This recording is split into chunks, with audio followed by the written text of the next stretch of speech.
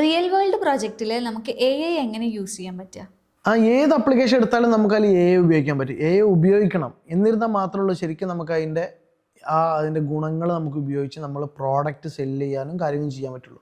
ഇപ്പോൾ ഉദാഹരണം പറയാം, നമ്മളൊരു ഇ-കൊമേഴ്സ് വെബ്സൈറ്റ് ആണെങ്കിൽ നമ്മൾ യൂസർ ബിഹേവിയർ വെച്ചിട്ട് ഇവൻ എന്താണോ ആവശ്യമുള്ളത്, ഈ യൂസർ കയറി ലോഗിൻ ചെയ്യുമ്പോൾ തന്നെ ഇവൻ എന്താണോ ആവശ്യമുള്ളത് അല്ലെങ്കിൽ ഇവൻ്റെ ബൈയിങ് ബിഹേവിയർ വെച്ചിട്ട് നമുക്ക് പ്രോഡക്റ്റ് സെറ്റ് ചെയ്യാനും പ്രോഡക്റ്റിൻ്റെ പ്രൈസ് സെറ്റ് ചെയ്യാനും പ്രോഡക്റ്റിൻ്റെ ഒരു പാക്കേജൊക്കെ നമ്മളാക്കി കൊടുക്കാൻ പറ്റും.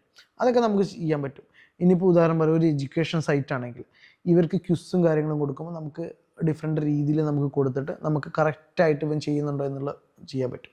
അതുപോലെ എല്ലാം തരും. നമുക്കിപ്പോൾ ഒരു ഹെൽത്ത് കെയറിൻ്റെ ഡിപ്പാർട്ട്മെൻറ്റിൻ്റെ ഒരു സൈറ്റാണ് അല്ലെങ്കിൽ ഒരു ആപ്ലിക്കേഷൻ ആണെങ്കിൽ നമ്മൾ യൂസേഴ്സ് പറയുന്ന സിംറ്റംസ് ഒക്കെ വെച്ചിട്ട് ഒരു ബോട്ടോ കാര്യമോ ഒക്കെ ക്രിയേറ്റ് ചെയ്താൽ സിംറ്റംസ് ഒക്കെ വെച്ചിട്ട് നമുക്ക് കുറേ സജഷൻസ് ഒക്കെ ചെയ്യാൻ പറ്റും.